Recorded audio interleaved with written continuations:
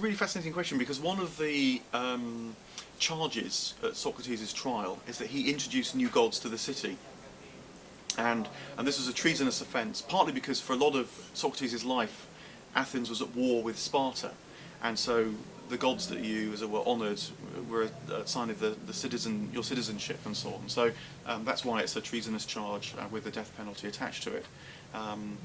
But when he's convicted of these charges, he's sitting in his prison cell, and he could have escaped at that point. He was convicted during a particular festival where people couldn't be put to death during the festival. And some of his followers do say, look, we could bribe the guards, and it was, it wasn't, you could go into exile, quite an easy thing to do. And he says he's not going to do that.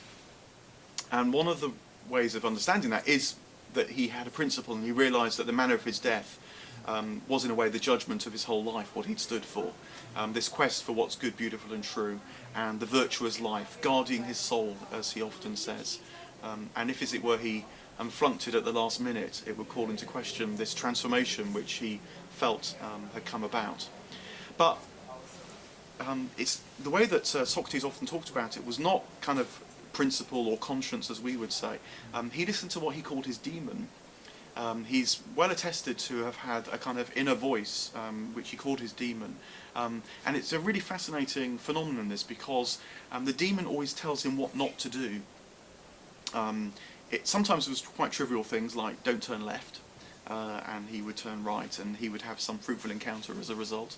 But perhaps the most sort of poignant moment was when he was in prison awaiting the hemlock, and the demon says don't leave. And he comes to understand that as, this is, as it were, the most important moment in your life. But I think it's very interesting, this negative way of the demon, because Socrates, as I was mentioning before, is if he's sure of one thing, is that we live in, as it were, seas of uncertainty. We can, as it were, taste immortality, but we're mortals. We have a sort of yearning for the infinite, but we're finite. We long to see the good, the beautiful and the true, and yet we know there's pain and mess all around. So we live not knowing quite where we're going, you might say. So this demon always says, don't do this, don't do that. But in the navigating his way through that, his life expands and grows, and he becomes convinced of the immortal part of his soul that will see him through his death in some way. He's not quite sure, but will see him through his death in some way. He knows, as it were, eternity in this life, you might say. So it was a conviction as opposed to a principle. Yeah, it was a trust in this demon, actually. He had come to trust that it would show him the right way, even though he didn't quite understand the goal. And I think that for me is a very human kind of experience. If you follow a path or follow a demon, you work on your training, you try and inculcate the virtues, you try and, as it were, work on this change of yourself, but you have to sort of trust quite where it's going to lead. I suppose if you knew the goal, you wouldn't have to do the work. You just, you'd already be there, in a way, you might say.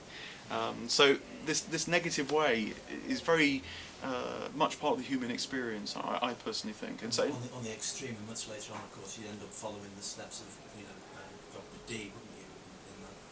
Well, I mean, alchemy is very interesting, because I think one of the things which alchemy is on the cusp of is, do I know a positive way that can, as it were, I have the secret of the philosopher's stone, can make the alchemical gold, or are we human? Is that sort of blasphemous? This is some of the debates that go on in alchemy, because it's claimed to be a god already, and is actually the human path to be somewhere in the known and the unknown, and so you get this more spiritual form of alchemy too, which is about, as it were, working on yourself. The philosopher's stone is inside rather than outside, sort of known and grasped in human hands. Yeah, so it's a very, very rich kind of train of thought in the tradition. Yeah.